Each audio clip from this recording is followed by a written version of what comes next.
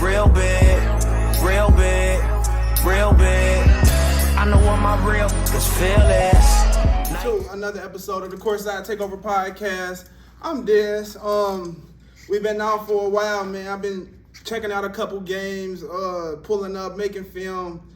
It's been funny. A lot of people think I'm a vlogger. Nah, it's been a podcast. It's forever a podcast, but it's still a business. So you got to figure out a way to grow the business, a way to get the kids, a way to just get the city behind you, get the attention. But I'm excited for the guests we got here, man. We got longtime boys coach, now girls coach. We got Coach Wally. What's going on, man? Man, everything is good. Getting ready for the tournament now.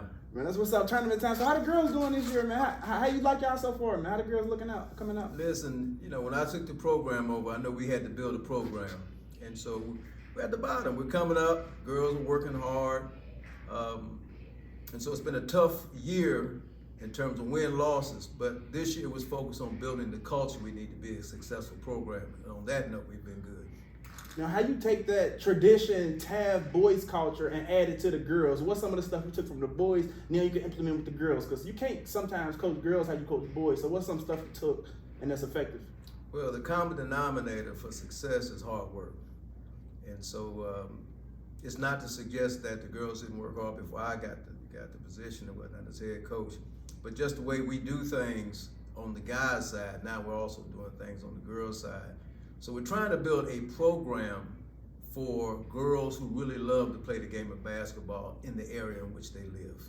And that's our focus this year. So one of the differences you see is that our girls start playing basketball in the 7th grade, where some young ladies start playing basketball in the 3rd or 4th grade. Yeah. And so when you start in the 7th grade, you're behind. So we're trying to build a program. I found at the All Girls Basketball Academy, and there we are trying to train girls, not only at TAB, but all over the city who have an interest in playing the game of basketball. And so it's really the common thing about the guys and the girls is that our young ladies know if they want to be good at something, they have to put that work in. And that's what we bring to the table. Now, off the camera, you say you've been 31 years. It's a long time, man. Congratulations. That's a long time to be coaching. Yeah. Why the girls? Why? What caused the switch? Well, first thing to be honest, it was an opportunity. Any coach, I think, who loves to coach the game wants to put their stamp on the program. Mm-hmm. And so when Coach Craig made the decision that she was going to step down, it was an opportunity for me to take over a program if I was selected and put my stamp on the program. I've been very successful as a junior varsity coach over the years, very successful. And so it's something I thought I could bring to the girls' side. I didn't really understand and know the differences between the two, and there are extreme differences. But now that I've kind of got my feet wet, I kind of know what I'm doing and how to go about doing it. It's a good journey we on. Who is Coach Wally if somebody was to ask? Like, what got you into coaching? What got me into coaching? A couple of my friends out of Lincoln Heights. I coached in Lincoln Heights for 10 years. But coaching is all about building relationships with our kids and using the game of basketball as a way to teach the games of life, and the thing is, and that's what I do. So when I started in Lincoln Heights, we were trying to get kids off the streets. Yeah. And the only thing we had was an old gym. And we were very successful in attracting the kids who, if they were not in that gym, would be doing things that could get them in trouble. Let's say it that way. And so that was my motivation. What I love about the game is the relationships I build with my players. That's lifelong, and so that's kind of what got me going. And then I came down here. They closed the gym at Lincoln Heights in 2003, I think, and Coach Mitch was down here coaching, new coach, and I knew Mitch, and so I came down and I volunteered. I was not even a paid coach. I was just a volunteer. And after my first year as a volunteer, the head coach of the junior varsity team, his son played at different schools, so he chose not to coach that year. So I was asked if I would want to coach the junior varsity, and I graciously accepted, and I did that for about 15 years.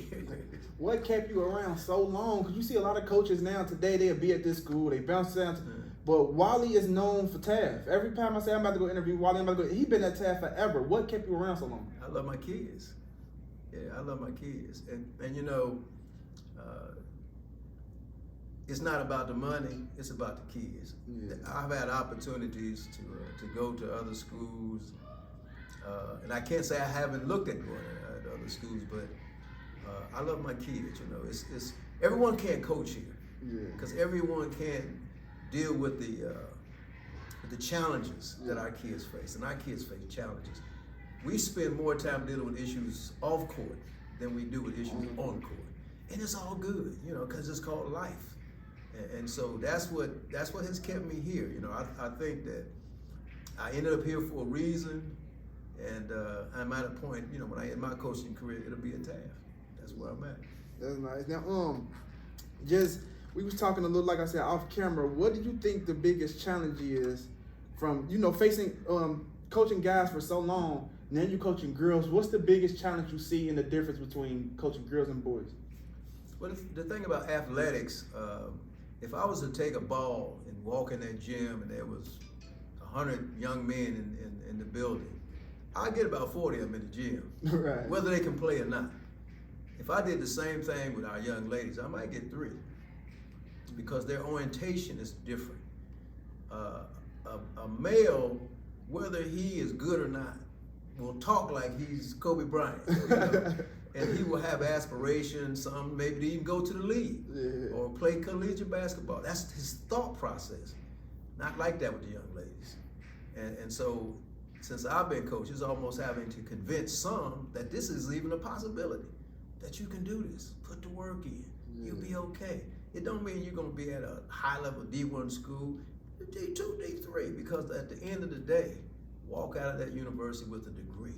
You're not going to the league. I can tell you that now. Right. You know what I'm saying? But there is an opportunity to get out the hood and change your life, having a life experience that you now have more options. You see the world different. And that's what this is about, you know, trying to prepare our young ladies, and hopefully between their hard work and my coaching ability, the skills and knowledge, we can get them at a university or a small college someplace. Man, something resonate with what you just said. A lot of people always say, I don't want to go to college unless it's D1 or unless I go to Kansas. Look, it's about playing time and education. You should want to go to the school who's going to play you. I don't care if it's an NAIA. Right. Whoever going to pay for your school and whoever willing to play you. Because most of these players think you got D1 talent. In reality, it's like Division III NAIA. But then again, you should be worried about that education and getting on the court and being productive. Most people got it messed up. Yeah, and I agree. And the thing is, there are very few who have the skills to go to the league. Definitely. That's a very few. So then why are we playing? Mm-hmm. And that's what I'm saying. To keep it real, we're playing so that my life could be different from my mom's, my grandma. I might be the first kid who's had an opportunity to go to the next level. It's huge. You know, not just for yourself, but for your family, for your community, for Taft. For every young lady we can get at a university, college, someplace, it says something about the work we're doing down here at Taft. Definitely. Where you get your coaching brain from? You know, I secretly, a lot of people tell me this every time I sit down with somebody. They be like, I love the game of basketball. I can talk about it all day. So I've been watching you for a while, even when I was doing my coaching thing, even when I was playing. Where do you get your coaching style from? Because everybody come to Taft, they coach, like Taft got a different swag to them, a coaching style to them, and everybody, where do you get that style from that you coach with? Well, again, it has to go back to Lincoln Heights, because we came up with a concept called Tiger Ball. Tiger Ball, okay. Tiger Ball, yeah. And Tiger Ball was intense. Hard nosed, man to man, play fast, play hard, play tough. That's I don't know where that came from, but that's what we presented. Right.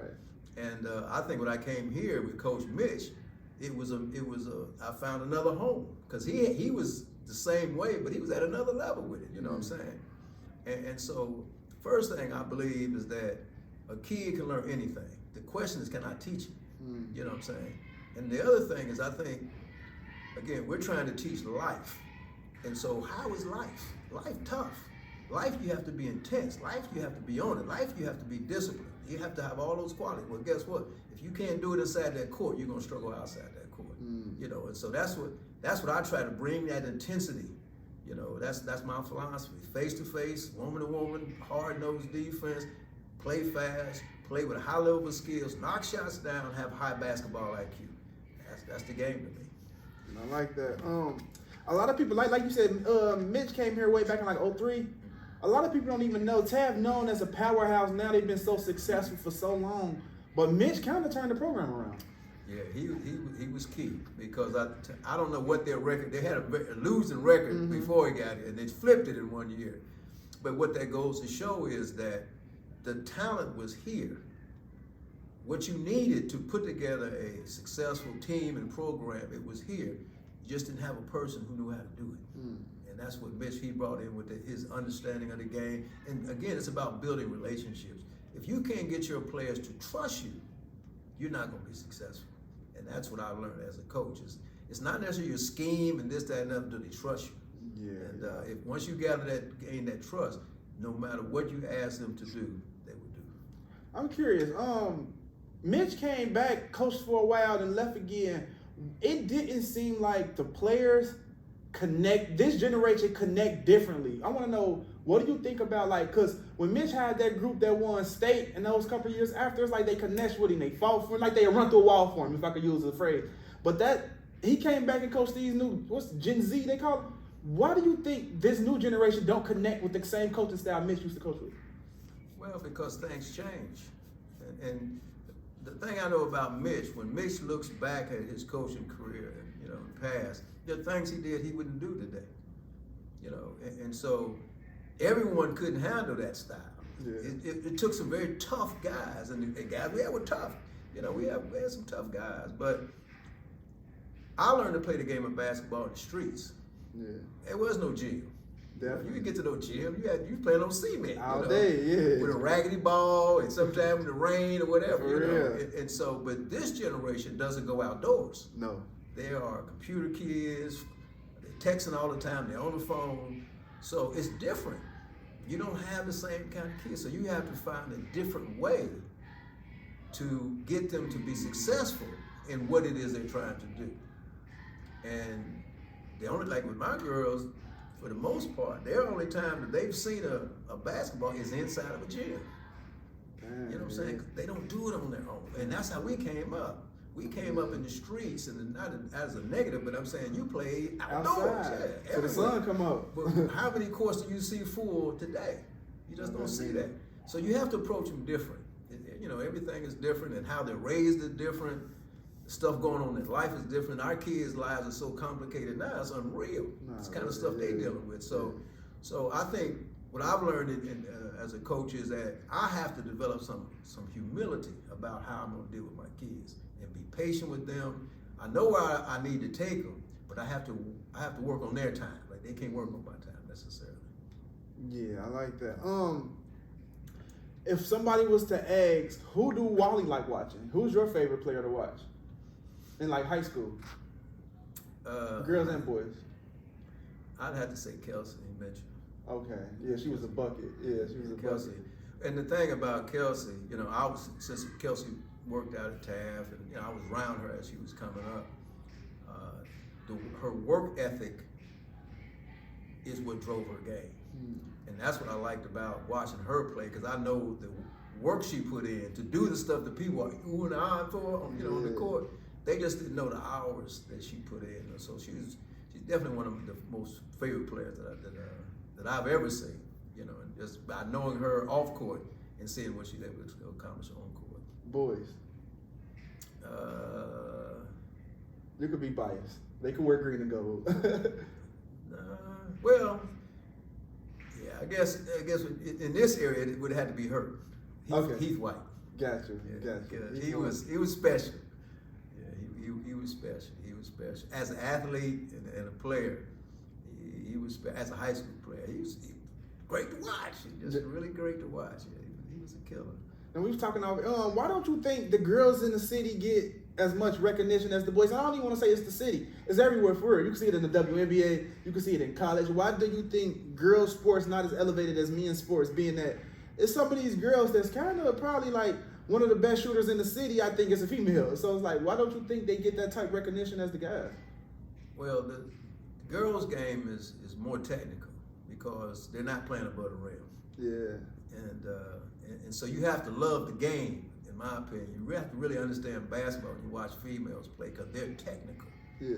Now, you can get beat off the bounce and your weak side help pin him to the board. 'Cause he'll be, or you get a chance to see a 360 dunk. I mean, the guys bring a level of athleticism and excitement to the game that people love. But if you talk about skill set, knowledge of the game, and technique, and all those kind of things, you got to watch the girls. Definitely. You got to watch the girls, And so, again, the guys bring the hype. And I ain't got no issue with that. That's what they do. That's why, if the varsity boys play, is the gym is packed, because you got guys like Ray and them that's dunking out, but when we come, it's just a different atmosphere. And so, to me, you really have to love the game and respect the game to find the satisfaction of watching young ladies play who've put their work in. Now, if you ain't put the work in, I wouldn't come see you play either, That's the guys either, But when they put that work in and they're bringing it the way they're supposed to bring it, they should be supported like everybody else. I agree. Let's have a little fun. Wally, top 5 NBA AllStar starters. Like, if you could take 5 guys to the blacktop, who would they be? Oh man, see, that's a lot of years, man. They could be anybody. It could be guys in the league, guys you grew up with. It could be a mixture of both. I don't know. You'd have to see. I go back to Bill Russell, and you know what I'm saying. We can take it there. We can take it there. Well, Jordan, Kobe, Garnett. I mean, not Garnett. KD. KD, Jordan, Kobe, KD. Kareem. Okay. And Dr. J. Hey, that ain't no bad lineup. I like that. If you could play in any basketball shoe, what would it be? Shoes wise, I like Adidas. I like it. That's different, man. That's the first. I think that's the second Adidas I ever got. A lot of people been saying Nike. Yeah, a lot of people been saying Nike. Nike gives you a bigger variety, but I like Adidas shoes. Even when I was in Lincoln Heights, we used the all pro model of Adidas. Best player you ever seen play in person?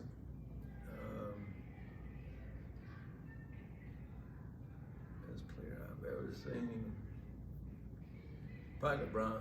Now you seen him in person? High school. Cool, dang. High school. Because LeBron, I saw him play at Ohio State University. First half he played the 4 or 5. Second half he played 1. And you don't see a guy his size that is that versatile. And great game. The game they should have lost. They played Lavender was on the other team. I can't remember the high school, but they should have beat him. But watching LeBron in high school, he was a great player to watch. Oh, he lived up to the hype. Oh yeah. Yeah, man. You take me off topic for a little. What do you think the difference? Because I don't want to say back in the day like I'm all old. But I'll say about 10 years ago, 15 years ago, I think the athleticism was different. The skill was different. What's the dip off? Because Cincinnati had some hoopers. Now it's probably like you can probably count 5 on your hand. No, I mean, Cincinnati, remember, Carleague is in the league. Maceo was in the league. Yeah. McBride is in the league. Definitely. So what we saying? No, I think today though, it's like you got a couple. I like Nate over there at Lakota, Paul Ray, of course.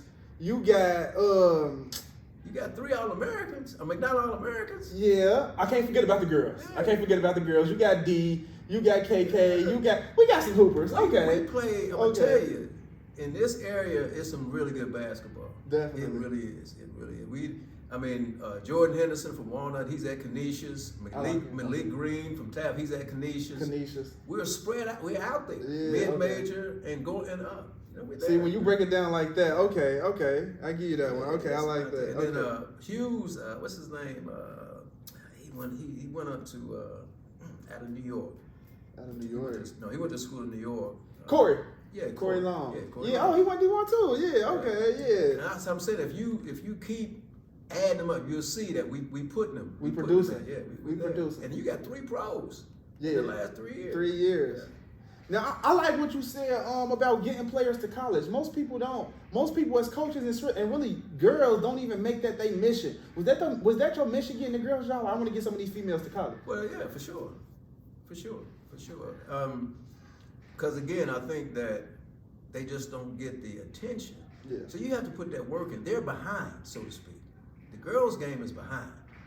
So the work that's necessary to kind of get them up to par or get them where they can be eligible for that. Yes, you got to put that work in. Definitely. So it's not about the coach. It ain't about winning. Yeah. See, I can't get into this with the young ladies looking to win early. We have to lay the foundation first, and then it'll happen. It'll happen over time. It may happen before. It may happen after I leave up out of here. Right. But the foundation will be there. That's for sure. As long as it happens, it's gonna happen. As long as you put the work in and stay consistent, it's gonna happen. Right. And see, we're building a program. I'm not building a team. I'm building a program. program. That's the difference. And that means that we can bring young ladies in, we can train them and prepare them to go to the next level. Now we have that in place.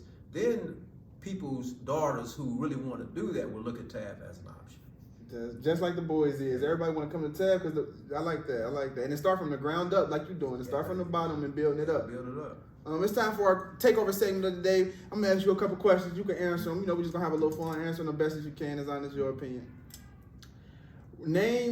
Recommend one book that you think will change my life. The autobiography of Malcolm X. Good recommendation. Narrow your principles down into 3 words. Serve the people. Serve the people. I like that. If you knew what you knew now, 31 years ago, what would you do differently? Oh, man. I would do life different. I like that. I would do life different. Wally moved. Wally would be here. Wally wouldn't be here if it wasn't for? Opportunity. I like that. And last but not least, if I could hire anybody on the podcast next, who? And if you know me, you should put me.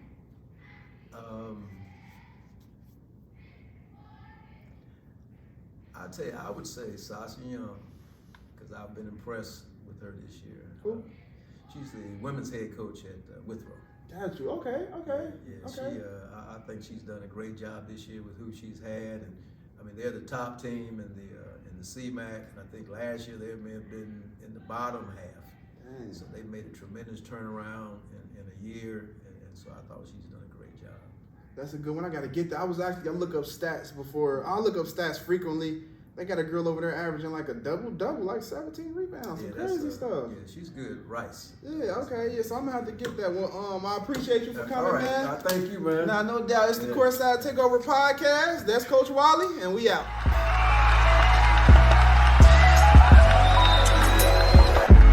Real big, real big. I know one day I would do it real big, real big, real big. I know what my real is feel